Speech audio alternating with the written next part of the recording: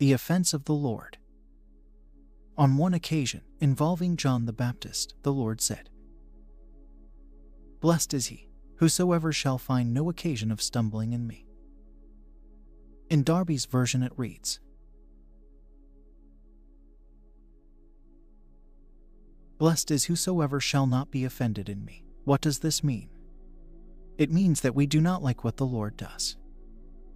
And from our perspective, we have good reason for not liking it. In our own eyes, we ought to be offended. That is the offense of the Lord. What the Lord did or did not do caused John the Baptist to be offended. John was not offended by the Pharisees or the publicans, but by the Lord. And from his standpoint, he had reason to be offended. Why was he offended? He had hoped that Israel would be restored as a nation, that the kingdom would be reestablished in justice and righteousness.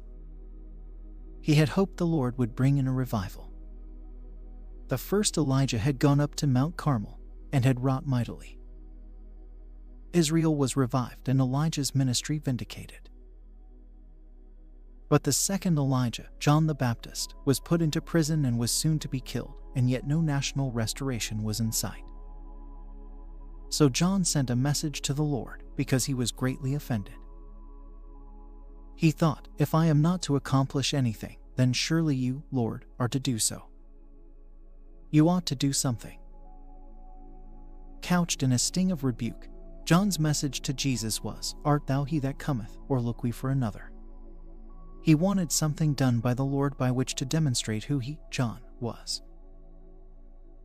From John's viewpoint, nothing had been done thus far by Jesus to show who he indeed was, and thus nothing done by which to vindicate his ministry, which had now by his imprisonment come to an end.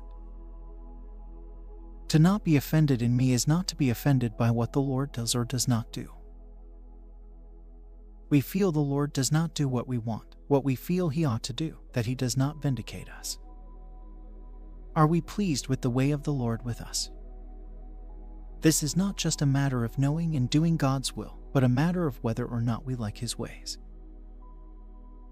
Often we can do God's will, even though we may do it weeping. Even so, we are offended by the way he does things. We are offended with his way, his road, his method, and so forth. And thus it would seem as if we have a legitimate reason to be displeased. This has nothing to do with our Lord's dealings with our flesh, our sacrifice, and so on. For such dealings are on a far lower plane. But I am here speaking of those who have been brought to a place where the whole heart is for God, such as was the case with John the Baptist.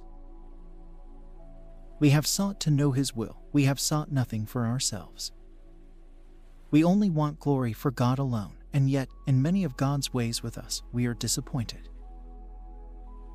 For example, we have come to a great difficulty, and yet no way through is opened up. We are ill and expect him to heal us, and yet we are not healed.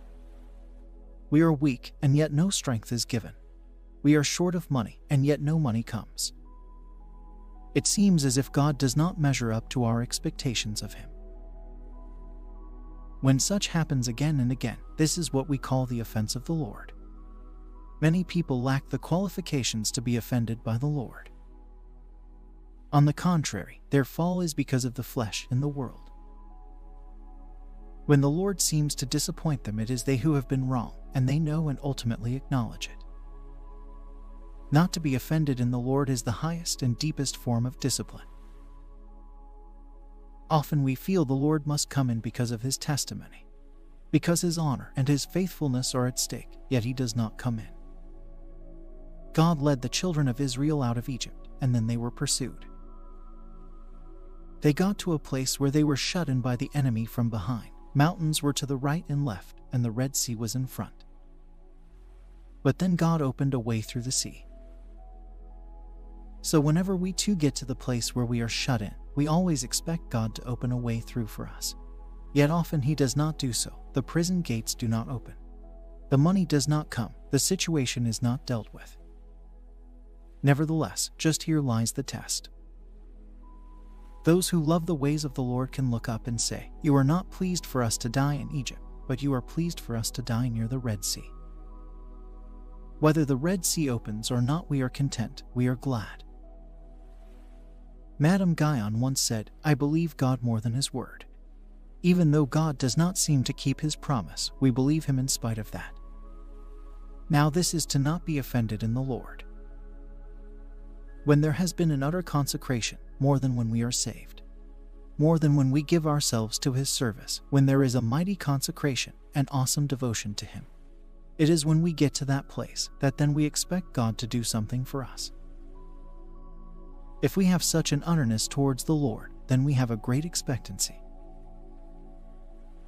If, of course, we have not got to that stage, we can explain away much of everything which happens to us on the ground of our own weakness, that it is because we were wrong or mistaken, etc.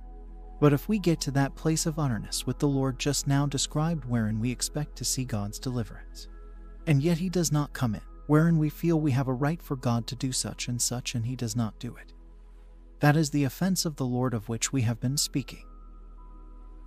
Yet it is those who are not offended who are blessed. We need, therefore, to get to a point where we have a liking for His ways, where we can say, "If you, Lord, act according to your promise, good, but if not, it is also good." There will indeed come a day when all things shall be explained and we shall see that God was right.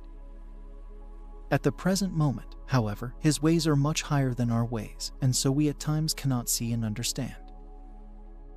But when we stand before the judgment seat, not only will it be the occasion at which we shall be judged, it will also be the occasion at which God, again, I reverently stated, will have to explain things to us.